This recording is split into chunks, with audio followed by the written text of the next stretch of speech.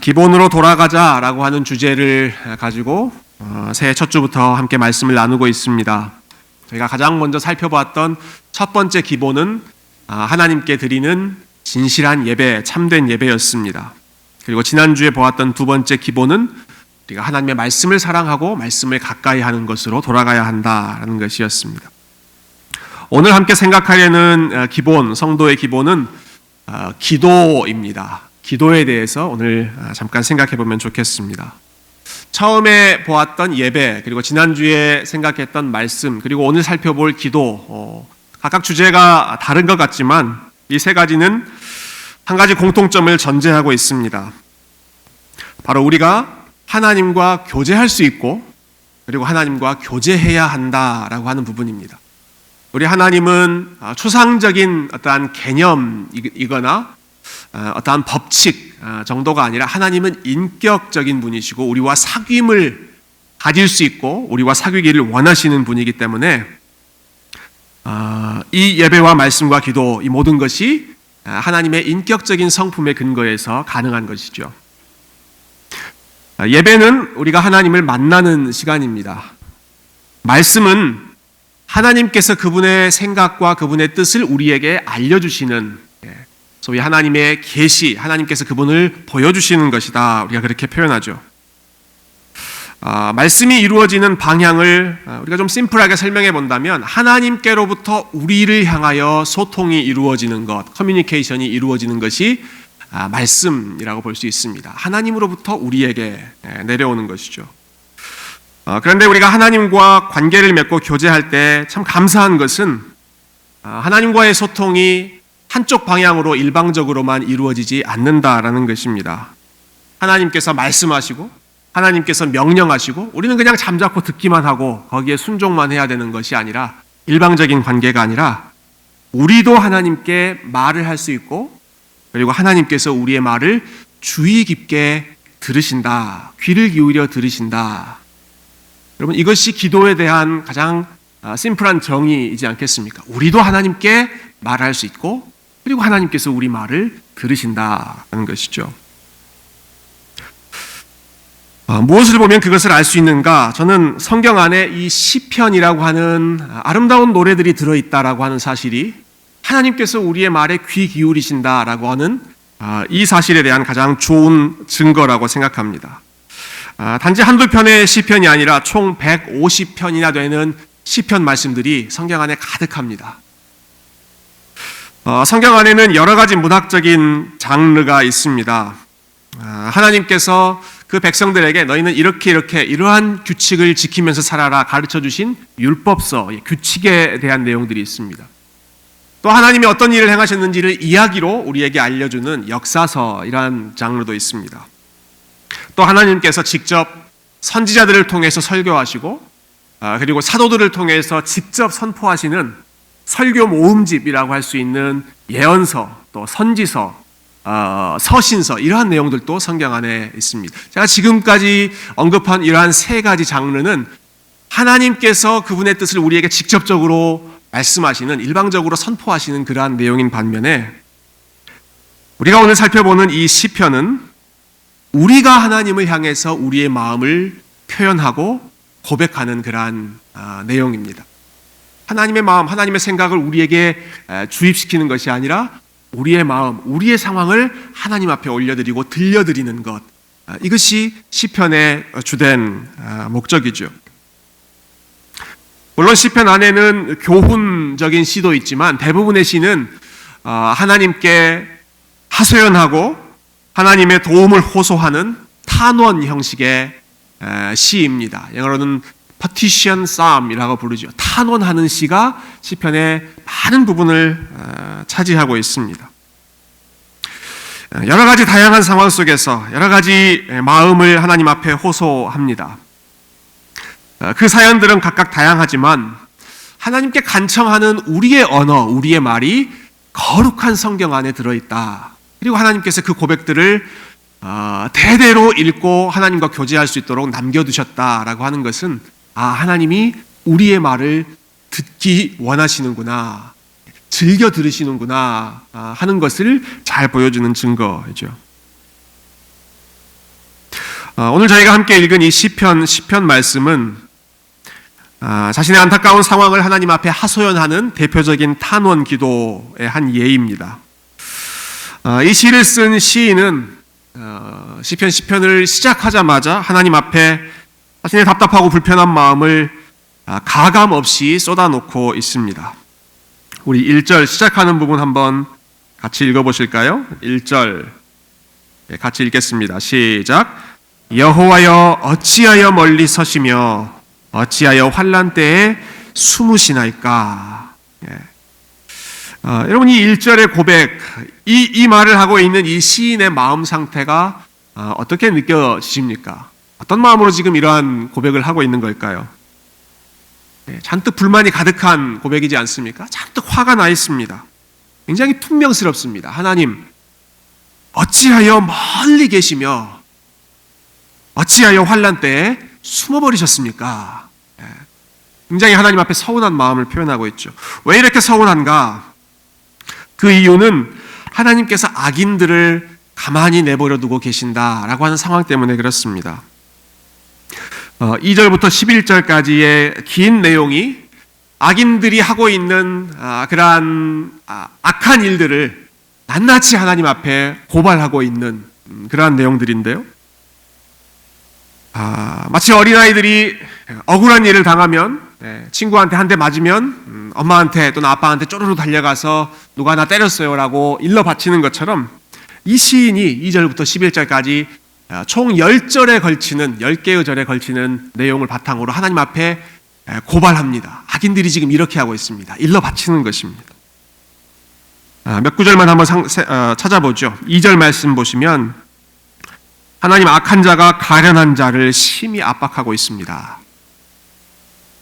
또 3절에 보면 악인은 그의 마음의 욕심을 자랑하며 탐욕을 부리는 자는 여호와를 배반하여 멸시하고 있습니다. 악인들이 교만하게 자랑하면서 하나님 멸시하고 있다 고발하는 것이죠. 특히 4절부터 6절은 도대체 악인들이 어떤 말로 하나님을 무시하고 있는지 악인들이 하는 말을 이 시인이 그대로 옮기면서 하나님 앞에 고발하고 있는데요. 4절 악인은 그의 교만한 얼굴로 말하기를. 우리말 성경도 잘 번역했지만 이 원어의 의미, 그 표현을 좀 더 리얼하게 살린다면 악인은 코를 높이 치켜들고 이렇게 말하고 있습니다. 이게 원어를 그대로 옮긴 그 묘사입니다. 코를 높이 치켜들고 눈을 치켜들고 상대방을 내려보면서 상대방을 경멸하면서 무시하면서 이렇게 말하고 있다는 것이죠. 그러한 자세로 어떤 말을 하고 있는가? 여호와께서 이를 감찰하지 아니하신다. 내가 하고 있는 일을 하나님이 상관하지 않고 계신다. 이렇게 말하는 거죠. 여호와께서 이를 감찰하지 아니하신다 하며 그의 모든 사상에 하나님이 없다 하나이다. 악인들이 하는 말을 시인이 지금 옮겨서 하나님 앞에 들려드리고 있습니다. 제가 설교 준비할 때 이제 여러 성경을 좀 참고해서 비교하는데요. 유진 피터슨이라고 하는 목사님이 번역한 이 메시지라고 하는 성경이 있습니다. 이분은 다른 성경 본문은 좀 너무 지나치게 번역했다라는 생각이 좀 들지만 특히 이 시편에 대해서는 굉장히 문학적으로 아주 이렇게 감각적으로 번역을 많이 하셨는데요. 방금 읽었던 그 구절을 이분이 이렇게 번역하셨더라고요. 악인들은 마치 길거리에 있는 큰 빈 공터 벽에 이 젊은 사람들이 그래피티 하지 않습니까? 페인트 같은 걸로 낙서하지 않습니까? 낙서를 잔뜩 적어놨는데 그들이 뭐라고 적어놨느냐? Catch me if you can. Catch me if you can. 악인들이 지금 이렇게 말하고 있다는 것입니다. 하나님을 향해서 잡아볼 테면 한번 잡아보십시오. 약 올리는 거죠. 그러면서 또 그 밑에는 God is dead. 이건 유진 피터슨의 번역입니다. 하나님이 없다 하나이다 라고 우리말로 번역되어 있는 것을 악인들이 하나님 한번 잡아보시죠. 이렇게 조롱하면서 God is dead. 이렇게 낙서해 놓았다는 것이죠. 5절과 6절도 악인들의 말입니다. 그의 길은 언제든지 견고하고 주의 심판은 높아서 그에게 미치지 못하오니 그는 그의 모든 대적들을 멸시하며 그의 마음에 이르기를 나는 흔들리지 아니하며 대대로 환난을 당하지 아니하리라 하나이다. 나는 절대로 흔들리지 않는다. 그리고 나만이 아니라 우리의 후손 대대로 절대로 흔들리지 않을 것이다. 자신의 삶에 대해서 아주 자신만만하게, 그리고 하나님 없이 살아가면서 그 삶이 흔들리지 않을 것이라고 당당하게 소리를 높이고 있는 것이죠. 이처럼 하나님을 두려워하지 않는 오만한 사람은 필연적으로 약한 자를 착취하며 살게 마련입니다. 그 뒤에 나오는 내용은 시인이 이 악한 자들을 사자에 비유해서 비유하고 있습니다. 마치 먹이를 사냥하기 위해 웅크리고 있는 사자가 마을의 길목 곳곳에 숨어 있다가 지나가는 그 길목 지나가는 아주 연약한 사람들을 맹수가 그 먹이를 덮치듯이 그 가련한 자, 그 연약한 자를 덮쳐서 착취하고 괴롭히고 가지고 있는 것을 지금 다 빼앗아가면서 살고 있다. 그러면서도 그들이 어떻게 말하는가? 11절에 보면 그가 그의 마음에 이르기를 하나님이 잊으셨고 그의 얼굴을 가리셨으니 영원히 보지 아니하시리라 하나이다. 이러한 현실을 보면서 시인의 마음이 답답한 것입니다. 시인이 원통합니다. 하나님 왜 가만히 계십니까? 저렇게 하나님을 무시하고 있는 사람들이 하나님을 조롱하고 있는데도 왜 멀리만 계십니까? 왜 숨어 계십니까? 하나님 좀 일어나셔서 심판하셔야 되시지 않겠습니까? 답답한 마음을 하나님 앞에 호소하는 것이죠. 오늘 시편과 같은 이러한 탄원의 기도, 탄식의 시가 시편에 굉장히 많이 나옵니다. 시편 전체 중에 약 3분의 1 이상, 거의 절반에 가까운 시편이 이와 같은 탄원의 시다, 탄식의 시다 라고 말합니다. 왜 이렇게 시편에 이러한 탄원하는 기도가 많이 있는가? 아마도 그것은 우리가 하나님의 백성으로 이 세상을 살아가지만 우리가 살아가는 이 현실이 녹록치 않고 탄식할 일, 신음해야 할 그러한 일들이 여전히 많이 남아있다라고 하는 사실을 반증해주는 그러한 증거가 시편에 나와 있는 이렇게 많은 탄원의 시일 것입니다. 마치 동화책처럼 우리의 삶을 낭만적으로 아름답게 묘사하는 것이 아니라 그들은 예수님을 믿고 happily ever after, 영원토록 행복하게 살았다 이렇게 말하는 것이 아니라 성경은 우리가 살아가는 세상을 있는 그대로, 현실을 있는 그대로 사실적으로 묘사하고 있는 것이죠. 교만한 자들이 득세하고 순진한 사람들은 당하고 약한 자들을 억압하고 속이는 사람들이 오히려 더 기세등등하게 살아가고 있는 것과 같은 그러한 모습이 여전히 우리가 살고 있는 타락한 영향 가운데 있는 세상이다. 비록 우리가 하나님의 은혜로 구원받은 백성이고 비록 우리가 하나님의 사랑을 받고 있는 자녀임에도 불구하고 이 세상은 여전히 공사 중, 아직 완성을 기다리고 있는 공사 중인 세상이기 때문에 타락한 악인들의 영향력이 여전히 남아있는 세상이기 때문에 우리를 탄식하고 신음하게 만드는 일들이 많이 있다라는 것이죠. 그렇지만 시편은 단순히 이러한 상황, 이러한 현실을 고발하는 것으로 끝나지 않습니다. 이러한 시편이 남아있는 목적은 그럴 때 어떻게 할 것인가, 그런 상황 속에서 하나님의 백성들은 어떻게 반응하며 살아야 할 것인가, 우리를 가르치고 교훈하기 위해서 이러한 탄원의 시들이 남아있는 것이죠. 그럴 때 어떻게 할 것인가? 하나님께 말하라는 것입니다. 하나님께 아뢰라. 하나님께서 너희들의 상황, 너희들의 사연을 귀를 기울여 듣고 계시기 때문에 침묵하지 말고 하나님께 아뢰라. 하나님께 말하라라고 하는 것이죠. 저는 이것이 현실에 부딪혔을 때 하나님의 사람들이 보이는 반응과 세상의 사람들이 보일 수 있는 반응의 가장 근본적인 차이라고 생각합니다. 우리는 하나님께 말하고 하나님께 고발하고 하나님께 하소연함으로써 우리의 닥친 문제를 하나씩 풀어가는 그러한 사람들인 것이죠. 화요일에 창세기 성경 공부를 이제 하고 있는데요. 그러다 보니까 이제 창세기 말씀을 좀 더 자세히 읽고 있습니다. 창세기를 보니까 이 앞부분에 주된 그 내용의 흐름이 세상 사람들의 계열, 세상 사람들의 라인과 하나님의 백성들의 라인, 그 계열을 구분해서 비교하고 있는 그러한 내용들이 주로 두드러지게 나타나고 있습니다. 근데 이 중에 세상 사람들의 라인, 세상 사람들의 계열을 출발했던 사람이 가인이었습니다. 가인. 창세기 4장에 보면 이제 가인이 동생 아벨을 죽이는 최초의 살인 사건이 나오죠. 여러분 잘 아시는 이야기입니다만은 가인과 아벨이 각각 하나님 앞에 제사를 드렸습니다. 그런데 하나님께서 가인의 제사는 받지 않으시고 아벨의 제사만 받으셨습니다. 왜 하나님께서 가인의 제사는 받지 않고 아벨의 제사만 받으셨을까요? 정답을 알고자 하시는 분들은 이번 주 화요일에 오전 10시, 저녁 8시에 나오시면 함께 이 문제를 고민해 보도록 하겠습니다.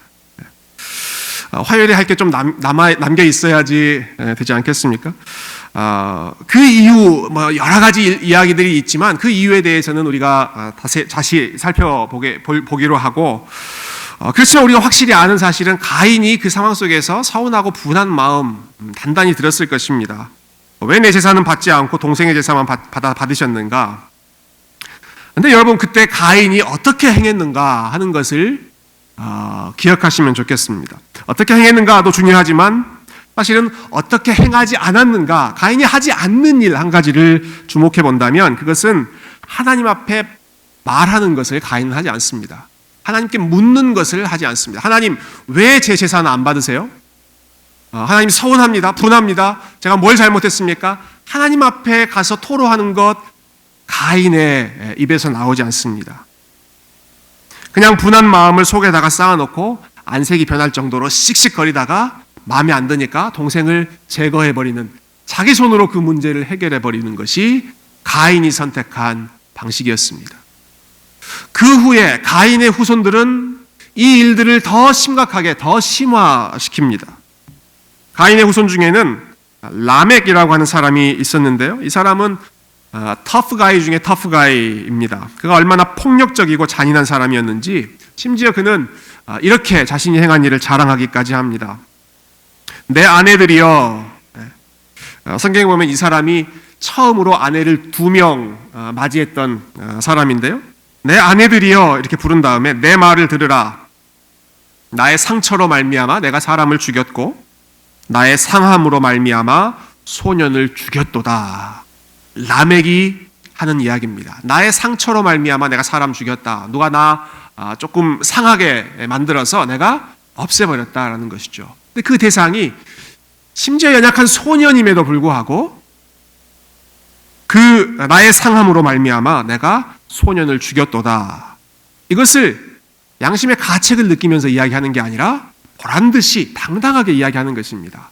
봤지? 나 건드리면 가만히 있지 않을 거야. 나에게 상함을 입히는 사람은 내가 이렇게 대처할 거야. 본인의 힘과 본인의 잔인함을 자랑스럽게 떠벌리는 것이죠. 이것이 가인의 방식, 그리고 가인의 후손들의 방식, 가인의 라인에 있는 세상 사람들의 방식, 오늘 본문에 나와 있는 악인들이 하는 모습, 악인들의 모습과 흡사한 상황이죠. 그러나 그에 반대되는 쪽에 하나님의 사람들이 있습니다. 근데 하나님의 사람들은 정반대의 모습을 보이며 살아갑니다. 가인의 반대쪽에 있는 하나님의 사람들의 모습을 창세기 4장 25절과 26절은 아주 간단하게 묘사하고 있습니다. 25절과 26절 앞에 스크린에 있는 구절을 한번 같이 읽어보도록 하겠습니다. 시작. 아담이 다시 자기 아내와 동침하매 그가 아들을 낳아 그의 이름을 셋이라 하였으니 이는 하나님이 내게 가인이 죽인 아벨 대신에 다른 씨를 주셨다 함이며 셋도 아들을 낳고 그의 이름을 에노스라 하였으며 그때 사람들이 비로소 여호와의 이름을 불렀더라. 아멘. 가인이 동생 아벨을 죽인 뒤에 하나님께서는 무고하게 죽임당한 그 아벨의 뒤를 이어서 셋이라고 하는 경건한 후손을 주셨습니다. 그런데 셋의 후손, 셋이 아들을 낳고 에노스라고 하고 그 후에 그 사람들, 셋의 후손에 있는 그 계열에 있는 사람들이 한 일은 무엇입니까? 그들은 여호와의 이름을 불렀더라. 그들은 여호와의 이름을 불렀더라. 여러분 한번 따라서 해보실래요? 그들은 여호와의 이름을 불렀더라. 네, 여호와의 이름을 부르는 것이 하나님의 백성들이 했던 일의 전부입니다. 다른 것이 없습니다. 셋의 후손들은 그냥 여호와의 이름을 부르는 것. That's it. 그걸로 끝입니다. 창세기 앞부분 역사를 보면 가인의 후손과 셋의 후손 비교하고 있다고 말씀드렸습니다. 가인의 후손들은 그 면면이 무척이나 화려합니다. 가인은 성을 쌓습니다. 그 후손들은 문명을 발전시킵니다. 가인의 후손 중에는 쟁쟁한 사람들이 많이 있었습니다. 그 중에는 목축치는 비즈니스의 조상도 있었습니다. 그 후손 중에는 음악을 만드는, 음악하는 사람들의 시조, 조상도 있었습니다. 기구를 만들고 여러 가지 도구를 만드는 엔지니어의 조상도 있었습니다. 그들은 그렇게 문명을 발전시키고 여러 가지 업적을 남기는 사람들, 가인의 후손들이었습니다. 셋의 후손들은 어떻습니까? 셋의 후손은 여호와의 이름을 부르더라. 그거밖에 없습니다. 하나님의 백성은 여호와의 이름을 부르는 것. 그것이 하나님의 백성들의 정체성이고 트레이드마크이죠.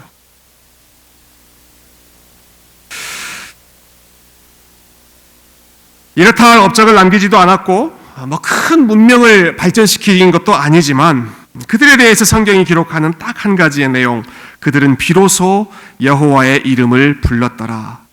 자기의 지혜, 자기의 능력으로 기술도 발전시키고 힘도 키워서 스스로를 보호하고 스스로의 인생을 개척해 나가는 그러한 사람들이 아니라 하나님의 백성들은 문제가 있을 때마다 여호와의 이름을 부르는 사람들입니다. 어려운 일이 있을 때마다 그냥 무릎 꿇고 하나님, 저는 잘 모르겠습니다. 하나님께서 도와주셔야겠습니다. 여호와의 이름을 부르는 것이 하나님의 백성들의 최고의 재산이고 힘이고 지혜였던 것이죠. 다른 것 한 것이 없습니다. 우리가 자주 부르는, 서로 축복하면서 부르는 찬양 중에 당신은 사랑받기 위해 태어난 사람, 이런 찬양 있죠. 그 가사를 좀 패러프레이즈해 본다면 하나님의 백성들은 여호와의 이름을 부르기 위해 태어난 사람이다. 이렇게 부를 수 있을 것 같습니다. 저와 여러분은 다른 것이 아니라 우리 하나님의 이름을 부르기 위해 하나님께서 구원하셨고 지금 이곳에서 하나님을 예배하게 하시는 줄로 믿습니다. 바로 그것이 오늘 시편 기자가 하고 있는 일입니다. 악인들이 득세하고 있는 그 상황 속에서 오늘 시편 기자가 하고 있는 것 다른 것 없습니다. 여호와의 이름을 부르고 하나님께 하소연하는 것 뿐이죠. 오늘 본문 12절로 한번 돌아가 보죠. 12절 말씀, 여호와여 일어나옵소서, 하나님이여 손을 드옵소서, 가난한 자들을 잊지 마옵소서. 14절, 주께서는 보셨나이다. 주는 재앙과 원한을 감찰하시고, 악인들은 하나님이 감찰하지 않으신다고 했지만 주님은 감찰하시는 분이시고 주의 손으로 갚으려 하시오니 외로운 자가 주를 의지하나이다. 주는 벌써부터 고아를 도우시는 이시니이다. 악인의 팔을 꺾으소서, 악한 자의 악을 더 이상 찾아낼 수 없을 때까지 찾으소서. 어떻게 보면 굉장히 거친 표현을 쏟아놓고 있습니다. 하나님, 악인들을 가만두지 마시고 저들의 팔을 꺾어주시고 그들이 행한 대로 고스란히 다 갚아서 저들이 다 망하게 해주십시오. 우리가 일반적으로 생각하는 아주 경건하고 고상한 그런 기도와는 좀 거리가 멀어 보이는 그런 기도이지만 이처럼 적나라하게 감정을 폭발시키면서까지 하나님의 이름을 부르짖고 자신의 상황을 토로할 수 있다라는 것은, 그것은 하나님의 자녀이기 때문에 하나님과의 깊은 관계, 하나님을 신뢰하는 가까운 인격적인 관계가 있기 때문에 가능한 일이죠. 자녀들만 할 수 있는 특권이 하나님 앞에 이것저것 가리지 않고 무엇이든 아뢰고 무엇이든 하소연할 수 있는 것, 그것이지 않겠습니까? 하나님께서는 이렇게 부족해 보이는 기도까지도 받아주신다라고 하는 사실을 알기 때문에 감추지 않고 그럴듯하게 포장하지 않고 있는 그대로 하나님 앞에 나아가는 것이죠. 제가 구약 성경을 읽을 때 자주 참고하는 학자 중에 이제 데렉 키드너라고 하는 구약 학자가 계신데요. 이분이 시편 주석에서 이 관련해서 이렇게 설명하셨습니다. 성경 안에 이러한 종류의 기도, 탄원하는 기도가 존재한다는 것은 하나님께서 이해하신다는 사실을 증언한다. 하나님은 심지어 사람들이 절박해지면 어떻게 말하는지, 어떤 방식으로 부르짖는지까지도 하나님은 이해하고 그들의 기도를 받으신다. 관계가 가깝지 않다면 이렇게 직설적으로 말할 수 없을 것입니다. 그러나 하나님과의 관계가 친밀하기 때문에 하나님께서 우리의 모든 연약함을 불쌍히 여기신다는 인자한 아버지라는 사실을 알기 때문에 있는 모습 그대로, 상한 마음 그대로 하나님 앞에 쏟아놓는 것입니다. 무엇보다 이 시인이 이렇게 하나님 앞에 항변하고 있다는 것은 나에게 믿을 분은 하나님밖에 없습니다라는 신뢰의 표현입니다. 여러분, 아무리 말해도 그 사람이 들을 사람이 아니라면, 그 상대방이 아무리 말해봤자 들어주지 않는다라고 생각한다면 더 이상 그 사람에게 나아가거나 말하지 않을 것입니다. 그렇지만 시편 기자는 계속해서 말하고 있습니다. 끊임없이 여호와의 이름을 부르짖으며 말하고 있습니다. 하나님께서 듣고 계신다는 것을 믿고 있기 때문이고, 그리고 하나님께서 도와주시는 분이다라는 것을 신뢰하고 있기 때문입니다. 믿음이 없으면 이러한 불평과 원망도 할 수가 없는 것이죠. 17절과 18절 말씀 우리 마지막 한번 같이 읽어볼까요? 17절과 18절 시편의 마지막 부분을 같이 읽어보겠습니다. 시작. 여호와여, 주는 겸손한 자의 소원을 들으셨사오니 그들의 마음을 준비하시며 귀를 기울여 들으시고 고아와 압제당하는 자를 위하여 심판하사 세상에 속한 자가 다시는 위협하지 못하게 하시리이다. 아멘. 세상에 속한 자가 하나님께 속한 자를 다시는 위협하지 못하도록 하나님께서 지키실 것입니다. 믿음을 마지막으로 고백하는 것이죠. 2달 전인가요? 3달 전인가요? 저희 교회에서 Perspectives라고 하는 선교 훈련을 했습니다. 그때 참 읽어야 할 그 아티클이 굉장히 많이 있었는데요. 저에게 가장 유익한 글 하나가 기도에 대한 글이었습니다. 기도. 근데 그 글의 제목이 참 흥미로웠습니다. 기도, 현상에 대한 반역이었습니다. 영어 제목은 Prayer, Rebelling Against the Status Quo라고 되어 있었는데요. 현상에 대해 반역하는 것이 기도다라는 거죠. 그 중에 한 부분을 좀 길지만 인용하고 우리 기도에 대해서 다시 한번 우리의 생각을 정리하고 오늘 설교를 마무리하고자 합니다. 간청하는 기도의 본질은 무엇인가? 그것은 본질적으로 반역이다. 이 반역은 하나님께 반역한다는 말이 아닙니다. 뭐에 대해서 반역하는 것인가? 타락한 세상에 대한 반역, 타락한 세상의 질서에 대한 반항이다. 완전히 비정상적으로 지금 운영되고 있는 것을 정상적인 것으로 받아들이지 않기로 끊임없이 거부하는 것이다. 하나님의 창조 질서를 어지럽히고 그에 반대되게 진행되고 있는 그러한 일들에 대해서, 그러한 상황들에 대해서 잠자코 있지 않는 것이 아니라 하나님께 호소하면서 그 질서에 대해서 반역한다는 것입니다. 성경적인 하나님 관점과 간청하는 기도를 순식간에 망가뜨려 버리는 것은 체념만 한 것이 없다. 예수님은 항상 기도하고 낭망치 말아야 한다고 하셨지 현실 그대로를 받아들이라고 말하지 않으셨다. 그리고 마지막 부분이 우리의 상황을 굉장히 솔직하게 이야기합니다. 왜 기도하지 않는가? 아주 간단히 대답하자면 기도가 어떤 변화를 가져오리라고 믿지 않기 때문이다. 우리는 실망스럽게도 상황은 결코 변하지 않으며 앞으로도 계속 그럴 것이라는 점을 받아들인다. 이것은 기도의 실천에 대한 문제가 아니다. 오히려 기도의 본질에 대한 문제다. 더욱 정확하게 말하면 그것은 하나님의 본성, 하나님과 이 세상 간의 관계에 대한 잘못된 오해 때문이다. 사랑하는 성도 여러분, 여러분 여호와의 이름을 부르짖고 살고 계십니까? 하나님의 이름을 부르며 살고 계십니까? 우리로 하여금 기도하지 않도록 만드는 장애물들이 참 많이 있습니다. 시간이 바쁘다는 이유도 있고 또 몸이 피곤하다는 그러한 현실적인 이유도 있습니다. 그렇지만 기도에 대한 가장 큰 장애물은 하나님에 대한 오해입니다. 하나님이 듣지 않으실 거야. 그리고 하나님께서 이 상황을 바꾸지 않으실 거야. 잘못된 현실을 그대로 순응하고 하나님의 변화시키시는 그러한 능력을 신뢰하지 않는 것. 그리고 하나님이 듣지 않으신다. 하나님의 성품에 대해서 오해하는 것이 우리의 기도를 가로막는 가장 큰 장애물인 것이죠.